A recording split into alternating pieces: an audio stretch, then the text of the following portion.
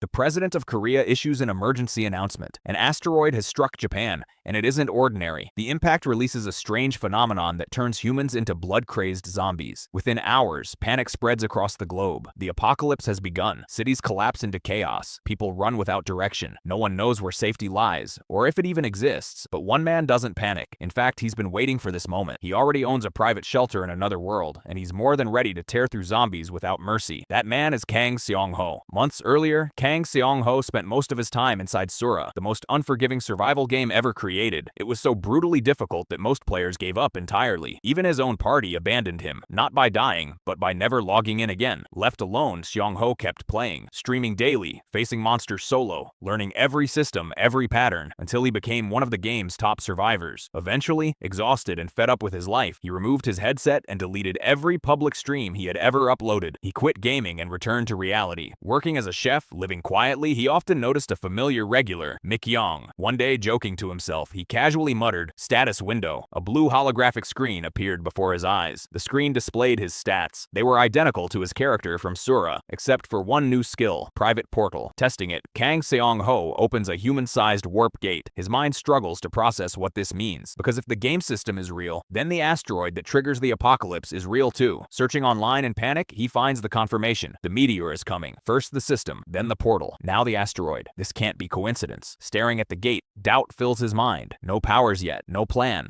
No money. After a moment of hesitation, he grabs the nearest weapon, a ladle. He carefully pushes it through the portal. When he pulls it back, it's covered in dirt. This isn't a dungeon. That's good news, and also terrifying, because it might mean the portal leads somewhere else on Earth. After packing supplies, he steps through. On the other side lies untouched wilderness. No cities, no roads, no civilization. The air is freezing. His phone has no signal. No one will find him here. He marks a tree with a 0 so he doesn't lose his way, then walks through the forest until exhaustion hits. Just as he wishes something would happen, a creature leaps at him. It's a valley deer. The system automatically identifies it, confirming this world is separate from Earth. The deer stares, then runs away. That's a relief. It isn't hostile, but it also means far worse creatures exist here. And there's another problem. Valley deer never existed in Sura. Drawing a blade, Kang Seong-Ho moves carefully. Then he sees it, a glowing sun apple. He hesitates, then bites. Instantly, his stamina refills. His body glows yellow, exactly like the game. That's the final confirmation. Something terrible is coming. Nearby, he finds goblin droppings. Kang Seong-Ho exhales slowly. The apocalypse is real. After confirming the portal works both ways, he returns to Earth and begins preparing immediately. He downloads every Sura stream he ever recorded and stores them offline. The news confirms it. Japan will be destroyed in 32 days. The mechanic he fears most is iron death disease, a phenomenon that corrodes all metal, collapses civilization, and empowers zombies for an entire year. Thankfully, it can't pass through his portal. He spends all his savings on survival gear, weapons, supplies, protection. This isn't a game. This is real-life zombie survival. Online, he learns some people have already awakened abilities. There's no turning back. Before closing his shop, he meets Mikyung again. She asks about awakenings. Kang Seong-Ho lies. Keeping his powers secret is survival. He returns to the other world to train. He isn't a brute force fighter. He's a planner. Using online tutorials, he trains with a bow. His aim is good, but his body is weak, so he focuses on endurance. While exploring, he finds goblin waste. Only one pile. A lone goblin. Perfect. At night, he finds it. Old, unarmed, experienced. He fires first, injuring its arm. The goblin retaliates, knocking away his bow. The fight turns brutal. Barely surviving, Kang Seong-Ho delivers the final blow, his first kill. Before he can recover, he feels something watching him. An owl bear, one of the forest's deadliest predators. Remembering its weakness, he blinds it with a flashlight and escapes. He wakes up back home. His body is ruined. His legs barely move. A sun apple restores him instantly. Later, Mikyung admits awakenings are real. Kang Seong-Ho continues lying, because trust gets you killed. Finally, his orders arrive. Weapons, gear, supplies. Now, the real preparation begins. Kang Seong-Ho stores all his important supplies on the second floor. During his preparation phase, he carefully selects everything he'll need for today's mission. Gas masks, protective suits, and various survival tools. His goal is clear. He needs a proper hideout, a permanent base of operations. That's why he brings an axe. Passing through the portal, Kang Seong-Ho follows his first real lead. While searching for the goblin he previously fought, he accidentally discovered a goblin cave. Remembering its exact location, he returns and confirms it. The The cave is ideal, hidden, spacious, perfect for long-term use. But before claiming it, he needs to confirm what kind of monsters live inside. Scanning the surroundings, he notices small footprints. Kobolds. This is actually good news. Kobolds are low-level monsters and pose little threat. And more importantly, Kang SEONG-HO already came prepared for enemies like them. Kobolds are nocturnal creatures, which means right now, they're asleep. His plan is simple. Suffocate them inside their own cave. First, he gathers firewood by chopping branches. He piles it up near the cave entrance. Then he pours gasoline over it. At this point, he assumes the mission will be easy. Just light the fire and wait. But suddenly, he hears movement. The kobolds awaken. They rush out, instantly locking eyes with their prey. Kang SEONG-HO calmly greets them. Then he swings his axe. With a single clean motion, he slashes through two of them at the neck, killing them instantly. Their drowsiness makes them slow. Easy targets. The system reacts immediately. Level up. 4 stat points earned. Next, he throws the lighter onto the firewood. Thick fumes begin filling the cave. In Sura, low-level monsters share a major weakness. They're vulnerable to unfamiliar stimuli. This is exactly that. Wearing a gas mask, Kang SEONG-HO waits outside. Burning them directly would be messy. This method is far cleaner. Soon, the remaining kobolds panic and rush out. Disoriented, weakened, exactly as planned. He expected at least 5. Only 4 emerge. That's strange. Normally, kobolds travel in groups of 7. Still, he doesn't hesitate. He kills one immediately. 3 remain. They charge him desperately, but it's pointless. Kang SEONG-HO swings his axe like a professional, cutting them down one by one. Another kobold attempts a final attack, but a blast of chemical spray blinds it instantly. Before it can react, its head is severed. Only one remains, the leader. It trembles. Kang SEONG-HO stares it down and declares their end. This cave now belongs to him. The battle ends with him collapsing from exhaustion. The fight itself wasn't difficult, but his stamina is the real problem. Checking his status window, he realizes something unsettling. The system is identical to the game. Even debuffs, even stat locks after leveling. Still, leveling up will eventually unlock shop items. That alone makes it worth it. With the hideout secured, cleaning begins. And it's disgusting. Goblin waste is everywhere. He spends hours cleaning, cursing the filthy creatures for living like animals. Whenever he needs to dispose of trash, he simply returns to Earth and throws it away. One surprising discovery stands out. Items transfer between dimensions effortlessly. A pipe used on one side works perfectly on the other. Even he's impressed. After hours of labor, the cave finally looks livable. Next comes concrete work, bloodstain removal, and structural reinforcement. He considers mortar and sandwich panels. Thankfully, the cave is filled with luminous stones and ignition stones. Basic materials in Sura, but extremely valuable early on. This place is worth maintaining. The following day, his body is barely holding together. Muscles ache. Cuts line his arms. Looking at his injuries, he decides to experiment. Using guaca powder and vegetables in equal portions, he creates a low-level healing ointment. Thanks to his background as a chef, the process is easy. Applying it brings immediate relief, but the problem remains. He'll need to make this repeatedly. He considers focusing on basic stat growth, but that comes with risk. He could die before the apocalypse even begins. That thought alone is unacceptable, which leads him to a new idea. A more efficient weapon. A gun. Suddenly, something clicks. The background lore of Sura. Those events happened before the asteroid impact. If that lore still applies to reality, the benefits would be enormous. With a new plan forming, Kang SEONG-HO retrieves construction materials from the rooftop. He opens the portal and tosses each bag through. Later, while moving packages downstairs, he runs into Mikyong again. She seems a little too comfortable around him. He bluntly tells her he's busy remodeling. She believes him. What surprises her is something else. He hasn't visited for his regular haircut. Realizing he'll need it for upcoming exploration, Kang SEONG-HO follows her to the shop. He orders a full shave. A buzz cut. She's stunned, but complies. She notices his broader shoulders. He claims he's been working out. Mikyong talks about awakenings. Awakeners are people who have played Sura at least once. Kang SEONG-HO pretends ignorance while quietly gathering information. Then a tattooed man enters the shop. He claims to have insider information. Worse, he mentions Kimbab Jojo, Kang SEONG-HO's old username. People are hunting him. The man insults the player for deleting his streams, not realizing that the very person he's trashing is sitting right in front of him. Kang SEONG-HO finally snaps. He glares at him with murderous intent and tells him to leave. Terrified, the man retreats. Concerned for Mikyong's safety, Kang SEONG-HO asks for her number. Back home, he checks the forums. They're flooded with hate, endless curses. He finds the tattooed man's account, a verified troll drowning in negativity. Kang SEONG-HO shuts off the computer, disappointed but focused. For the next 2 days, he refines his hideout, mining, construction, mortar work. One night, staring at the moon, he makes a decision. He doesn't want to be a hero. He just wants to survive. Suddenly, a bone creeper appears. An explosion follows. Flames consume everything. He wakes up later, covered in wounds. The explosion didn't kill him, because he ran the moment he recognized the threat. Still, bone fragments are lodged in his body. Using the portal, he treats his wounds, removes fragments, applies ointment, and collapses unconscious. By morning, he's alive. The system confirms his condition is stable. Now he understands the danger. Creatures can appear anytime. He needs higher perception. That means better stats, better gear. Reviewing Sura's background stories, he identifies 3 key locations: the Russian ship, ship, the Hobgoblin incident, Jerry Mountain Orc incident. The orc appears on the 26th, so he must leave on the 25th. Later that night, Mikyong calls. At a cafe, she reveals the truth. She's awakened. Kang SEONG-HO pretends to be jealous. Before leaving, he hints at his interest in the survival game. Back home, he prepares drones, rental car, supplies. At dawn, he begins crafting materials, ignition stone powder, luminous stone powder, fuel mixtures. Everything is ready. With his gear loaded and destination set, Kang SEONG-HO drives toward Jerry Mountain. The hunt for the orcs begins.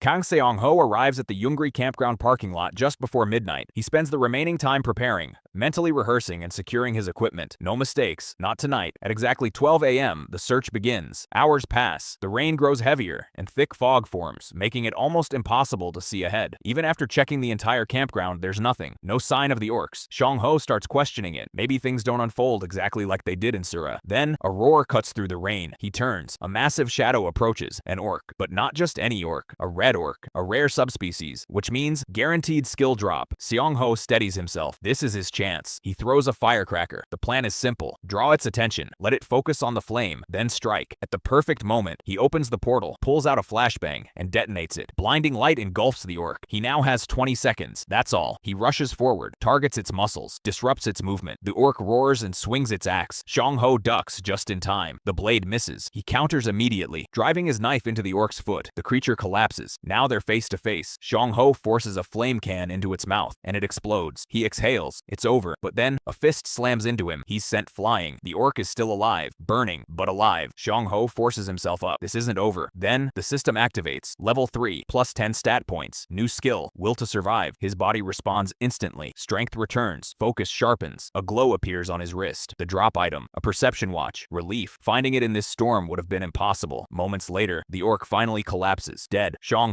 stares at the body. This incident was supposed to stay hidden. If people find out, chaos will come faster. Another thought hits him. There are thousands of awakened people. Not all of them are good. Some will destroy everything for their own gain. But right now, there's a bigger problem. If he leaves the body, it becomes a bone creeper. And worse, even awakened people can still turn into zombies. Unable to decide immediately, SEONG-HO starts digging. He chooses to bury it, give it a proper end. The work drains him, but his new skill activates. Will to survive, forcing his body to continue. He finishes the grave, throws the orc in, covers it, then opens the portal, and returns to his car. The next morning, his body is barely functioning. He should be building defenses. But today, he pauses. Instead, he checks his deliveries, weapons, gear, but some items are missing. Customs blocked them. Another knock. He opens the door. It's Mikyong. She brought food. Rabaki. Only 24 days remain. SEONG-HO is caught off guard, nervous. They eat. Then she gets straight to the point. She wants to talk about Sura. He reveals the truth. He's awakened. He explains Iron Death Disease, group danger, survival rules. Perception is everything. But she asks, why hasn't Kimbab Jojo shared information? SEONG-HO shows her a recording. The truth. People planning crimes. He tells her clearly, when the world ends, people show who they really are. Then, she asks to form a team. He hesitates, because he knows she might die if she follows him. She demonstrates her skill. Blink, teleportation. He warns her, don't show it to others. She smiles, says she trusts him. Later, SEONG-HO builds defenses, posts, barbed wire, infrared sensors. The shelter improves, but the cold becomes a problem. He decides to build a gate. Tasks keep increasing. He meets Hyung-Jun-Hyung, a gym director. He already knows. The world is ending. Then news of a shootout, quickly erased. SEONG-HO realizes the government knows. Back home, he investigates. Someone leaked information early. Someone powerful. He narrows it down. 3 veteran players. For now, he waits. 2 days later, the shelter is complete. Next phase, mapping. Using a drone, SEONG-HO scans the area. Snowfields, ocean, valleys, then something's wrong. The owlbear corpse is gone. Nearby, orc footprints. This place is more dangerous than expected. Later, infrared triggers. Goblins. This time, SEONG-HO attacks first. Silent, precise. 8 goblins. All dead. Now 21 days remain. Among the loot, a blue toad. Alive. It releases a smell. Paralysis, poison. SEONG-HO understands immediately. This is valuable. He keeps it. Names it Jodok. The system confirms it belongs to him. After reorganizing everything, he continues exploring. Finds a spring. Resources. Guaca trees. Marks every path carefully. Back home, he feeds Jodok and continues preparing for the end. SEONG-HO couldn't leave Jodok in the hideout. It wouldn't survive there, so he brings it back with him. But taking care of his pet isn't his only problem. There's still a lot to do. The most time-consuming task right now, the ointment. He accidentally made way too much of it, and now he doesn't know what to do with the extra. He can't give it to Mikyong. She's an awakener too. That would only raise suspicion, so he decides on someone else. Hyung-Jun-Hyung. At the gym, SEONG-HO hands him the ointment. Hyung looks confused. SEONG-HO casually explains that he bought too much and it helps with wounds. Hyung jokes if he's starting a business. SEONG-HO denies it. Still, Hyung is grateful, not just for the ointment, but for the Sura information SEONG-HO shared earlier. In return, SEONG-HO thanks him for telling him about the shooting incident. Looking around, the gym feels empty, too quiet. Hyung explains, everyone left after the broadcast. They're forming groups, planning bases. SEONG-HO immediately warns him. Too many people gathering together is dangerous, but Hyung refuses. He won't abandon his people. Then, a scream. SEONG-HO freezes. That voice? He recognizes it. He looks down. Mikyung, on the ground. Both of them rush to her. She explains. She was attacked, but she didn't see anything. Hyung immediately runs outside to check, ignoring SEONG-HO's warning. SEONG-HO stays with her. She says everything suddenly went dark, like her vision was cut off. That's when it hits him. A cold realization. They've started moving. He urgently tells her, if anything like that happens again, use blink immediately. No hesitation. He promises to send her a self-defense kit and warns her, be careful. Now, 20 days remain. SEONG-HO reflects on something. In any group, there are always people who ruin everything. In Sura, they were called trollers. They pretended to be teammates, gained trust, then led entire parties into death traps. They tricked beginners, killed them, stole everything. They even turned teammates against each other. These people destroyed the game itself. And now, those same types of people exist in reality. After the shootout, Awakener communities started merging, sharing information, but also plotting, scheming. While browsing online, SEONG-HO discovers something worse. People are selling his old videos. Then, a name appears. Dajisim, his former teammate, a troller, uploading content, using his name. SEONG-HO isn't even angry. He's impressed.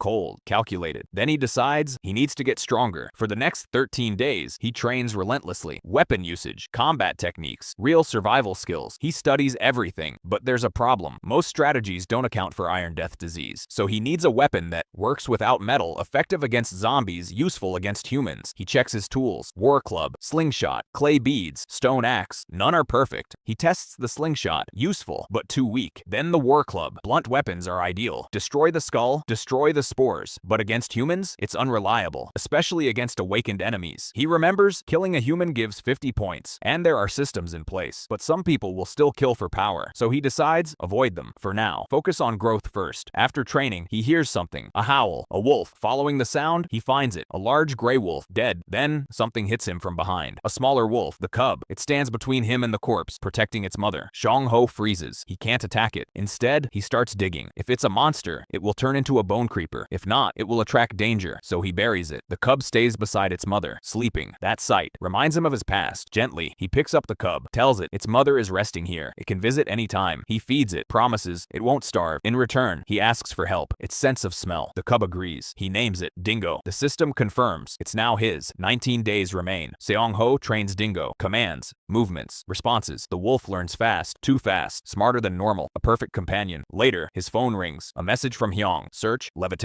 He looks it up. An article. The first superhuman. Someone claiming monsters are coming. Zombies will rise. The article is trending. Rank 1. Comments are divided. Some call it fake. Some panic. But the awakened, they understand. SEONG-HO watches silently. Now, the question isn't if, it's how will the government respond? SEONG-HO notices people gathering in rallies, talking about shock events, superpowers, and rumors spreading everywhere. But he ignores it. Getting involved now would only slow him down. Instead, he focuses on what really matters. Once the second omen, the Hobgoblin event, begins, the government will be forced to act. No more waiting. He turns to Dingo. From today, exploration begins. Deep down, SEONG-HO knows one thing. Preparation is everything. And Dingo is ready. They step through the portal. SEONG-HO pulls out a small pouch and lets Dingo smell it, then gives a command, find it. This training has 3 purposes. First, preparing for the Hobgoblin event. Dingo needs to memorize the scent of goblins. Moments later, Dingo barks. It found it, hidden in the bushes. SEONG-HO smiles, just from a faint scent. Perfect tracking. Second, combat testing. He signals. Dingo reacts instantly, moves with precision. It hunts a rabbit cleanly, efficient, controlled. SEONG-HO nods in approval. Third, confirming if hunting is viable in this world. He inspects the prey, large, strong, not ordinary wildlife. This world can sustain them. As they continue exploring, SEONG-HO wonders how Dingo's stats would look. Then,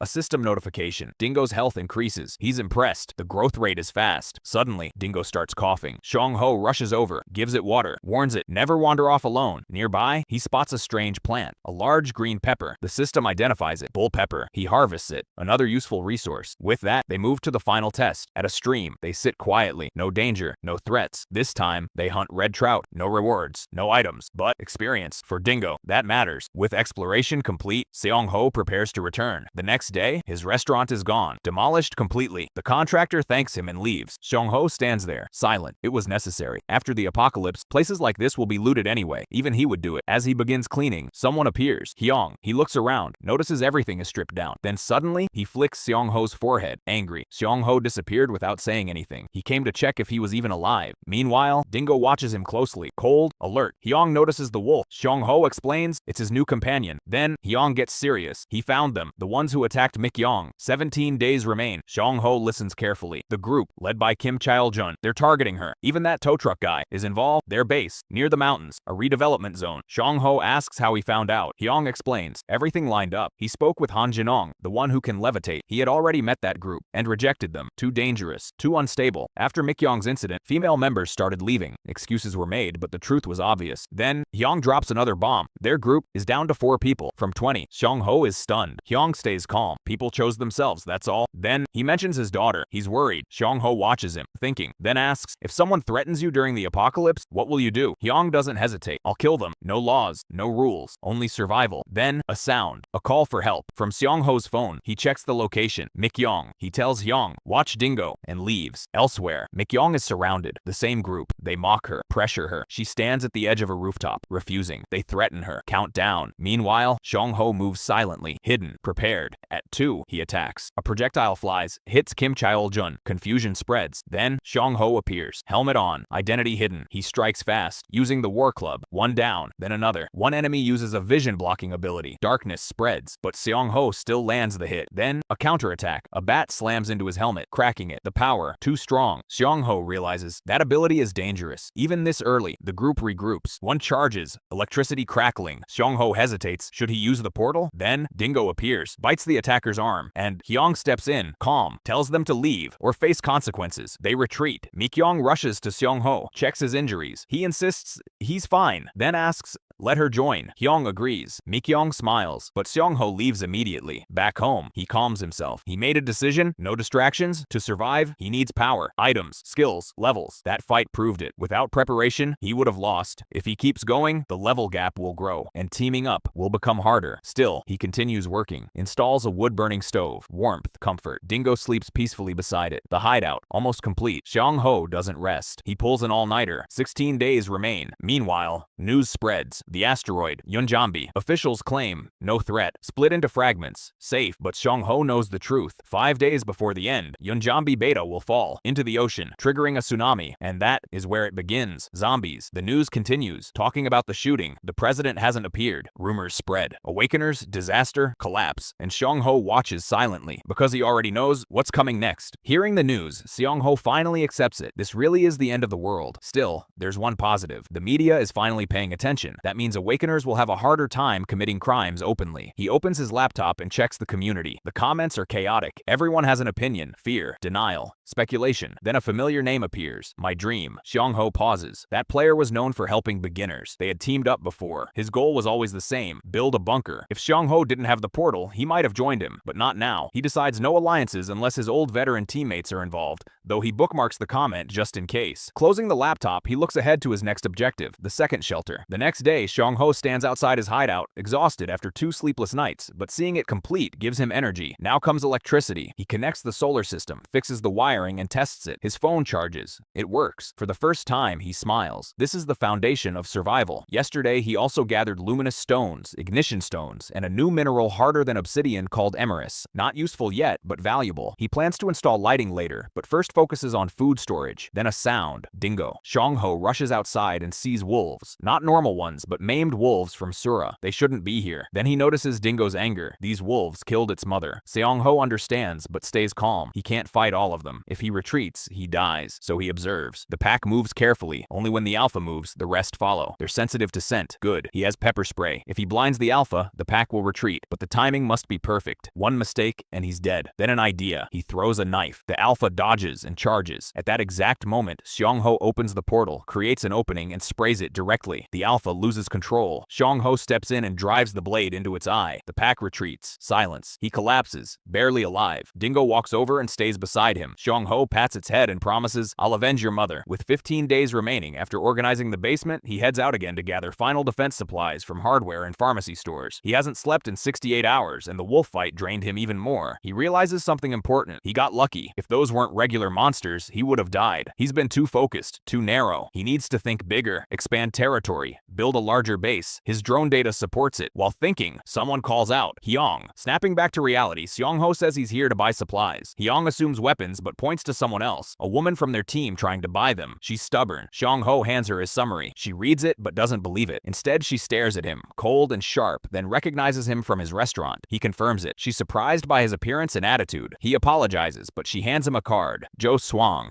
a doctor, smart and observant. SEONG-HO explains the basics, but she doesn't care. There's no scientific explanation. Then she says it. "You're an awakener." SEONG-HO pauses. She figured it out. His knowledge is too precise. Still, she doesn't push further, thanks him, and even makes Hyung jealous by saying SEONG-HO explains things better. Before leaving, she befriends him. The next day, SEONG-HO prepares a new weapon, a spear. He cleans the blade, inspects it, satisfied. His base is now complete. He calls Dingo, looks at it, and says, "Let's go. We're finishing this. Time to avenge." It's not exactly revenge, but SEONG-HO knows it will become a serious problem if someone discovers his hideout, so they need to act fast and eliminate any threats early. With Dingo by his side, he prepares for the mission, facing a wolf pack that strangely lacks an alpha, only to realize an owl bear has already slaughtered most of them, leaving the pack disorganized and vulnerable. Taking advantage of this, SEONG-HO picks them off one by one, trapping one with a web, killing it with his spear, then luring the remaining wolves into attacking before dispatching them efficiently with precise strikes and Dingo's assistance, leveling up to level 5 and unlocking new effects for his gate, including invisibility and a projection ability that lets him see and hear remotely without entering it. After testing this powerful upgrade, he understands the risks of his ability are now greatly reduced, and that higher levels may unlock even more advantages. With the wolves eliminated, he buries the bodies and, over the next 2 days, continues expanding his base, surveying the area with a drone, finding no immediate monster threats, and planning for a distant goblin nest likely filled with hobgoblins. Confident in his safety, he clears land, builds defenses with layered barbed wire and a moat, and upgrades his shelter while monitoring government activity through his projected portal, noting their growing interest in awakeners. Back in the real world, he gathers more tools, even rents heavy equipment, and begins experimenting with poison from Jodok to enhance his weapons. Soon he learns that a top player known as Survivor 1 has entered the scene,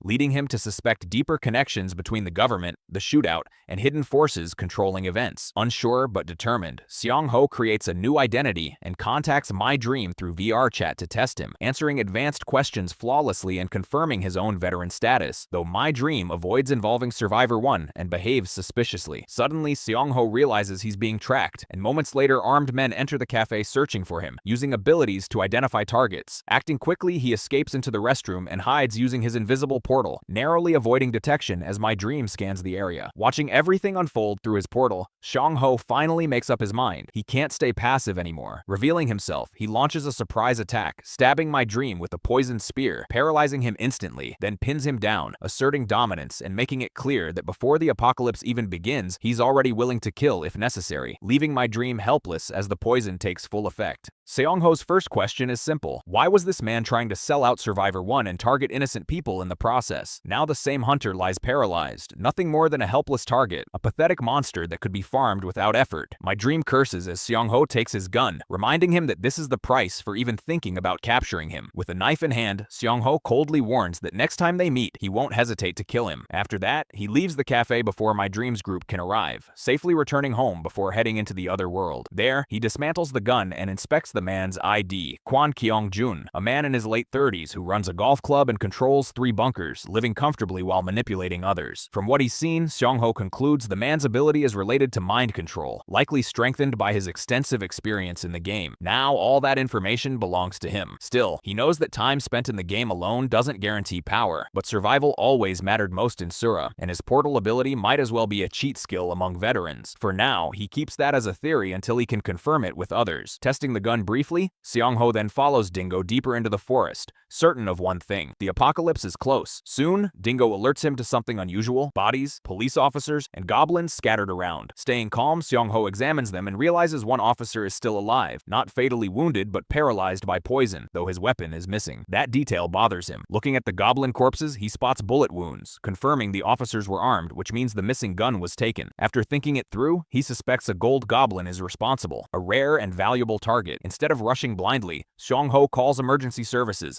leaves a note with the exact location, and even instructs them to bury the goblin corpses. At this point, monsters are already becoming public knowledge, so staying hidden no longer matters. Time is running out, and he plans to use every advantage he has. Meanwhile, elsewhere, a different fight unfolds. A group struggles against goblins, with one man questioning why he's forced into the front line without abilities, while his captain uses psychokinesis to support from a distance. The fight is messy, uncoordinated, and desperate, but one thing is clear: the world is already changing, and not everyone is ready for what's coming. While the inexperienced group struggles to keep their composure, their captain insists that defeating the monsters and capturing the hobgoblin group will give them a massive advantage. But in the middle of lecturing his teammate, the psychokinesis user lowers his guard and gets smashed in the hand by a goblin's mace, instantly losing control of his ability. Worse, the goblin actually outsmarted him with a counterattack. Now defenseless, the two men are surrounded as three goblins rush them from every direction. Just when things seem hopeless, an arrow suddenly pierces straight through one goblin's head. Two more arrows follow, injuring the others and leaving the pair confused about where the attacks came from. Hidden in the forest, SEONG-HO watches with his combat bow, wondering if wasting ammunition was really worth it, though he's satisfied because he confirmed two important things. Awakened groups are being blocked from climbing the mountain, and the goblins here are already weakened. Using that information, he immediately forms a new plan. His strategy revolves around provoking the goblins and baiting them toward his dimensional gate. Since he can see through the invisible portal while remaining hidden himself, he can attack safely from another angle and even retract his spear afterward,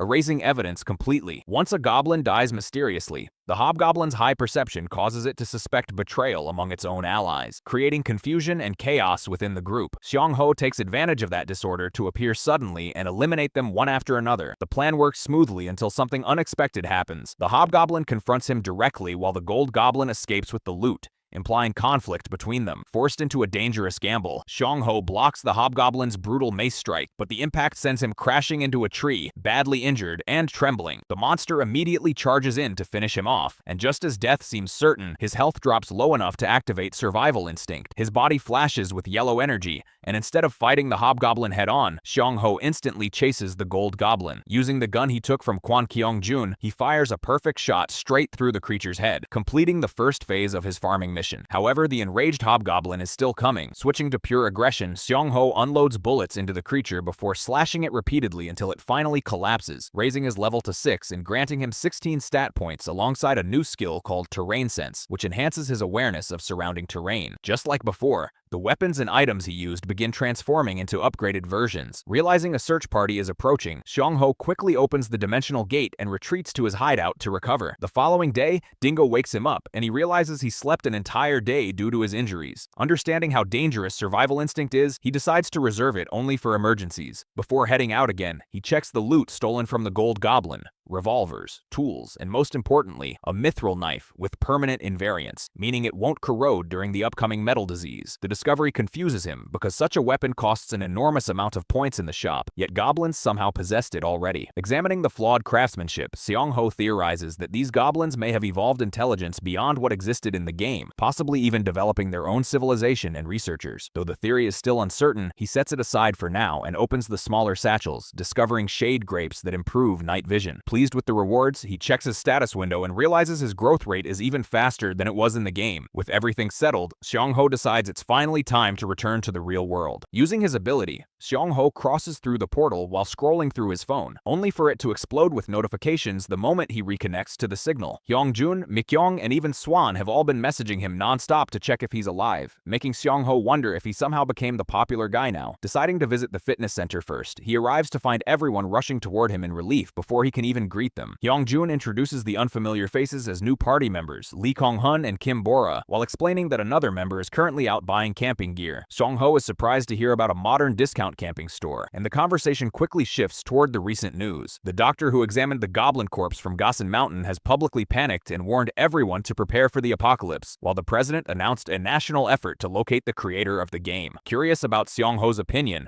The group gathers around him because of his deep understanding of Sura, but Kong Hun immediately starts talking confidently, claiming the strategy is simple: kill goblins, gain levels, and stockpile supplies. Listening to him confidently spread misinformation, SEONG-HO finally interrupts and explains that the situation is far more complicated, but Kong Hun arrogantly cuts him off, refusing to hear another perspective while acting like an expert simply because he awakened. Bora asks about zombie spores and infection conditions, only for Kong Hun to make the absurd claim that anyone who has interacted with an awakened person automatically becomes immune to infection. He slams the table dramatically, convinced his awakened status makes his opinion absolute, while Bora surprisingly starts believing him. Even Mikyong tries asking about the deadly tutorial, but Kong Hun dismisses her concerns by bragging that he will protect everyone himself. Watching this pretentious attitude, SEONG-HO realizes the entire discussion has become pointless. While he admits there may be some logic behind the theory, there is absolutely no proof awakeners are immune to the spores. Finally understanding why Hyungjun called him, SEONG-HO loses all interest in staying and leaves the gym despite his friends asking him to remain. Afterward, he spends hours moving around the city planning farming routes before the iron disease arrives and eventually visits the camping store his friends mentioned. By the end of the day, he returns home only to find Swan waiting for him outside. She hands him a first aid kit filled with restricted painkillers and antibiotics that normally require prescriptions, leaving SEONG-HO genuinely surprised by the gesture. Swan casually gives him her address as well, explaining that if he knows where she lives, then it's only fair she shares hers too. Before leaving, she suddenly remembers one last thing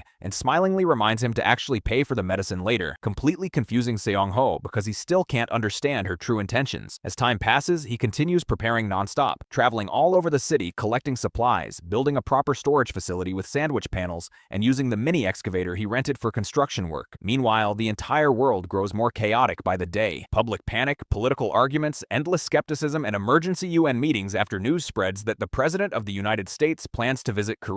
Then the HSA detects something impossible to ignore anymore. The asteroid that will begin the zombie era is truly heading toward Earth. 4 days later, SEONG-HO arrives at Gumcheon Port and stares silently at the ocean, knowing this place will soon become the stage for the final precursor event, the Russian ship incident. After making absolutely sure nobody was nearby, SEONG-HO entered an abandoned building to make his final preparations. Opening the dimensional gate, he explains the true reason he came here. Despite the overwhelming risk of becoming infected, he plans to secure as many guns as possible from the Russian ship. Zombie spores are essentially pathogens spread through particle-like contamination, meaning they are almost impossible to completely avoid. To SEONG-HO, becoming a zombie now or 5 days later barely makes a difference, especially since he has no family waiting for him. He knows he could simply escape to the other world and survive peacefully with Dingo, but living only to hide would strip away what makes him human. Finishing his preparations, he reminds himself that this is not a suicide mission. It's a calculated risk for greater rewards, the kind of decision most people would never dare make. Reviewing the patch notes connected to this story event, he suspects the 10-point reward weapon is an ebony club, though he wonders how weak the zombies will be during this early phase. He also notes that point values will increase after the asteroid lands, proving once again that the game's creator knew these events would happen. Suddenly, an emergency tsunami warning arrives on his phone tied directly to the third precursor phenomenon. Moments later, ocean water begins swallowing the city as the waves violently carry a massive ship toward shore. Watching the flood consume the streets, SEONG-HO realizes he now has to choose between facing monsters or zombies. Still, despite the chaos, he launches his small craft and rushes toward the ship before government agents can secure the area. After anchoring himself onto the vessel, he notices something surprising. Awakeners truly are resistant to zombification, meaning Kong Hun's theory was partially correct. Feeling no symptoms from the spores, SEONG-HO proceeds with phase 2 of his plan. Zombies roam the ship's interior, and he deliberately draws their attention while charging forward wearing shorts, carrying a shield and mace like a one-man raid boss.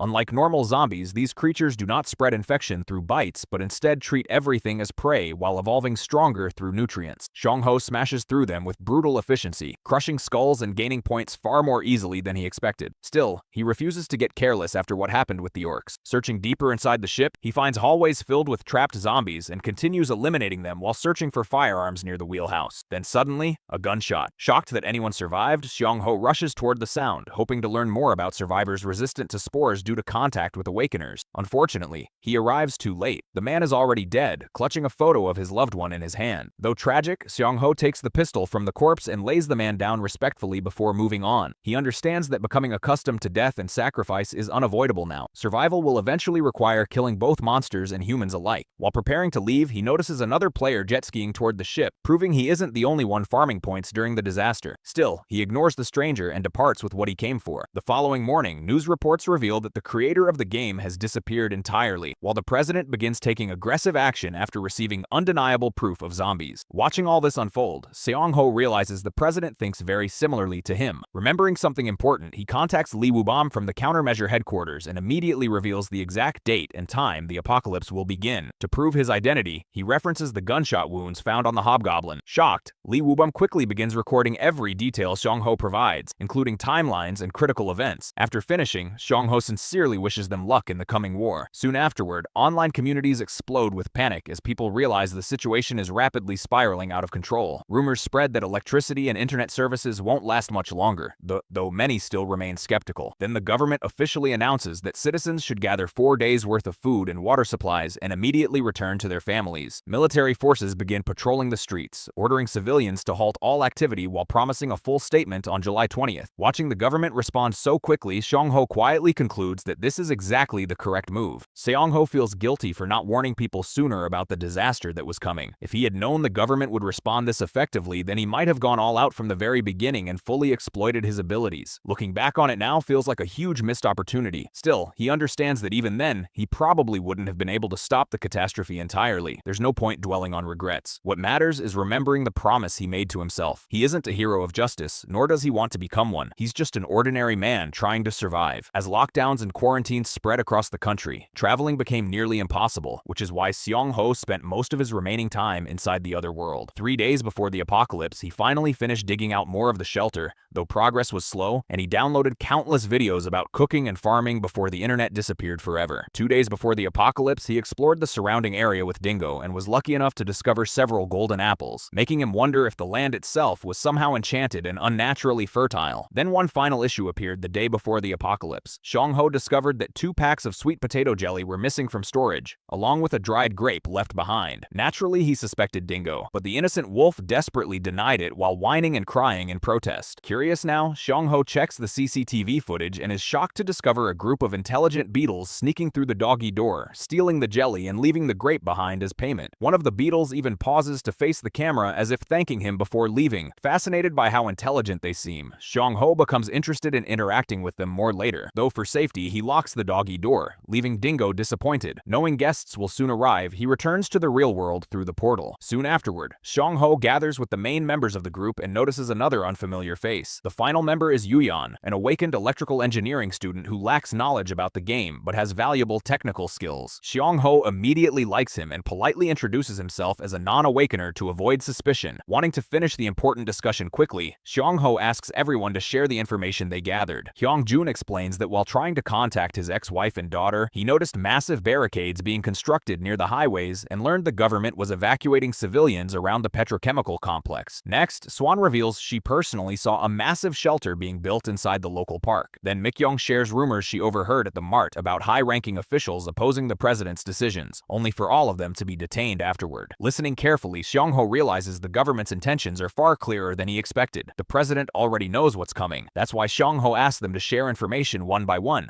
to understand the reasoning behind every clue without exposing himself as a veteran player. Revealing the truth directly would put him in danger. Finally, SEONG-HO stands up and tells everyone to listen carefully because he has reached a conclusion. The president's true objective is to create a controlled apocalypse. The statement instantly shocks everyone in the room. He supports his reasoning by pointing out the sudden lockdowns, halted facilities, and emergency restrictions. There's no other explanation for such extreme measures being implemented so quickly unless the government already knew the exact date disaster would begin. Swan immediately pieces it together and realizes the apocalypse is only days away. SEONG-HO confirms her suspicion and reveals July 20th as the likely date. Panicking, Yuyeon immediately tries to contact his family, but SEONG-HO harshly stops him, insisting that once the apocalypse starts, individual survival will matter more than anything else. He reminds everyone that any one of them could become a zombie as early as tomorrow, meaning death is already standing right beside them. Finally getting to the main point, SEONG-HO pulls out a stack of files and reveals the real reason he gathered them here. He has a complete strategy for surviving the tutorial phase along with detailed knowledge about survival itself. When Hyung-jun questions how he knows all this, SEONG-HO calmly replies that he simply watched the streams. SEONG-HO even apologizes to Mik-young for lying to her all this time, but she calmly admits she did the same thing to him, making the moment surprisingly mutual. Thanks to the files he prepared, everyone now has information they can use according to their own needs, though SEONG-HO strongly urges them to follow the manual exactly if they want to survive the tutorial phase. After the meeting ends, midnight arrives. The final peaceful peaceful night before the world descends into hell. For 32 straight days, SEONG-HO prepared non-stop, leveling himself up in every possible way to improve his chances of survival. Even now, he still feels imperfections remain and worries that staying anonymous may eventually become his downfall. But despite that, he has no regrets. Watching missiles launch toward the incoming asteroid, he wonders if humanity's destruction was always an unavoidable fate. Then the apocalypse officially begins. Morning arrives alongside the disappearance of normal life. All of SEONG-HO's preparations are complete. Bulletproof glass is installed. Reinforced doors are secured. He continues his routine by injecting small amounts of poison into his body to strengthen resistance before casually doing intense workouts while poisoned like an absolute maniac. After gearing up in full combat equipment, he eats breakfast with Dingo and waits quietly for the 9 a.m. announcement. Finally, the television activates. The president appears and officially declares martial law while shutting down roads and enforcing nationwide emergency measures. Watching the speech, SEONG-HO is genuinely moved, believing no other leader could have guided the country toward a better ending under these circumstances. Clutching the remote, he quietly accepts that the end cannot be avoided. Humanity simply has to endure it. But unlike everyone else, SEONG-HO is entering the apocalypse as a veteran who already understands its horrors. 4 hours remain before the spores arrive. He spends 2 of those hours inside the other world, preparing equipment and checking his stored supplies for the days after the iron disease spreads. Meanwhile, humanity completely collapses. Violence erupts everywhere as civilians attack one another and society falls apart. Some people lose all sanity while others simply stop caring about life entirely. Even then, SEONG-HO notices the government still dropping flyers from the sky warning citizens and trying to save lives until the very end. Seeing this makes him realize how selfish his own survival-focused mindset truly is. If more people acted for the sake of others, surviving the apocalypse might have been far easier. Still, he knows that kind of idealism is unrealistic now. 3 minutes remain before contact. SEONG-HO prepares oxygen tanks, double-checks his planned supply routes, and finally puts on his helmet. At exactly 1 p.m., the spores make contact with Earth. Starting his motorcycle, SEONG-HO drives out as the infection begins spreading across the city. Citizens collapse, their bodies twisting into flesh-eating monsters attracted to sound and movement. Racing through the streets, SEONG-HO notices there are fewer zombies than expected because many transformed inside their homes alongside their families. Avoiding unnecessary fights, he takes shortcuts through the city while beginning his farming route. Since the stores are still sealed, he smashes through the glass using a sledgehammer and rapidly starts looting supplies through his portal before the zombies fully adapt and coordinate. He floods the hideout with medicine, tools, and resources at a pace even faster than expected. But the moment he reaches the hardware store, he discovers heavy reinforced security already installed. Thankfully, he prepared for this too. Activating an oxygen cutter, SEONG-HO begins melting through the barrier. There's just one problem: the noise. The sound immediately attracts nearby zombies. Looking around, SEONG-HO suddenly remembers that even weakened zombies can quickly locate loud sounds. Within moments, an entire horde surrounds him, cutting off every escape route and trapping him completely.